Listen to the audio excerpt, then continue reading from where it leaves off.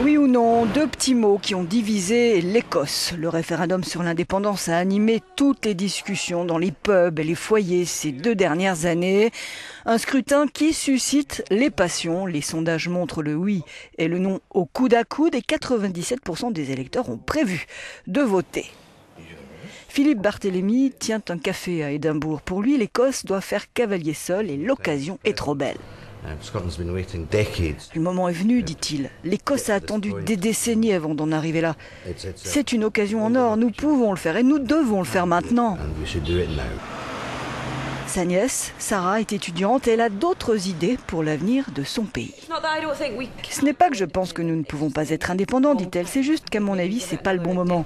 Donnons-nous peut-être 10 ans de plus. L'économie, c'est la question qui pèse le plus dans l'opinion des Écossais et surtout les réserves pétrolières de l'Écosse en mer du Nord. Les débats ici sont houleux. L'Écosse, dit Philippe, a d'énormes ressources. On parle du pétrole, mais il y en a plein d'autres. Non, c'est notre principale ressource, affirme Sarah. Ce n'est pas notre principale ressource, affirme pour sa part Philippe. Il y a l'eau, il y a l'énergie de la mer, l'énergie éolienne, le poisson et aussi l'agriculture, le whisky. Tout cela pèse plus que le pétrole. Débat passionné, on le voit, à la fois sur la scène publique et au sein des familles, où tout le monde n'est pas d'accord, loin s'en faut.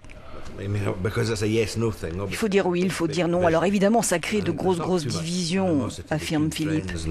En général, il n'y a pas eu trop d'animosité entre les gens, entre les amis. Mais j'en connais qui se sont vraiment disputés à cause de ça. J'espère qu'ils vont se réconcilier. Better together, s'amuse Sarah. Oui, c'est mieux ensemble, répond son oncle. Mais en ne le faisant pas de façon stupide, partisane, clivée, c'est idiot. C'est comme si tu demandes, voulez-vous une tasse de thé? Vous répondez oui ou non, merci. On ne parle pas de s'étriper, on parle de notre pays. Selon les sondages, 42% des familles sont divisées sur la question de l'indépendance. Ian Shepherd est né en Écosse, Wendy est née en Australie. Mais elle vit au Royaume-Uni depuis qu'elle a 25 ans. Tous les deux sont installés à Monrose, la ville natale de Ian, un fief des indépendantistes du Scottish National Party. La politique, explique Yann, n'a jamais été une source de discorde à la maison. Car jusqu'à maintenant, on avait les mêmes positions politiques. C'est seulement depuis cette question de l'indépendance que nous sommes opposés.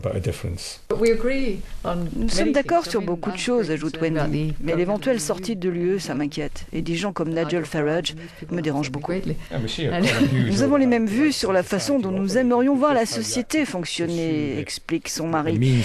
Après, il a les moyens utilisés pour changer les choses. Je ne dis pas que ce sera la panacée en Écosse, mais je crois que ça sera un pas vers du meilleur dont bénéficiera sans doute la prochaine génération. Wendy et Ian aspirent tous les deux à une redistribution plus équitable des richesses, mais ils voteront différemment le 18 septembre. Moi, je vais voter non, dit Wendy. Pour moi, ce n'est pas nécessaire de tout changer, d'avoir une indépendance totale. Une maxi d'évolution me va parfaitement bien.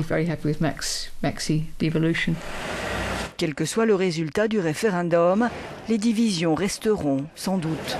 Mais une fois le vote passé, le débat retrouvera peut-être plus de sérénité.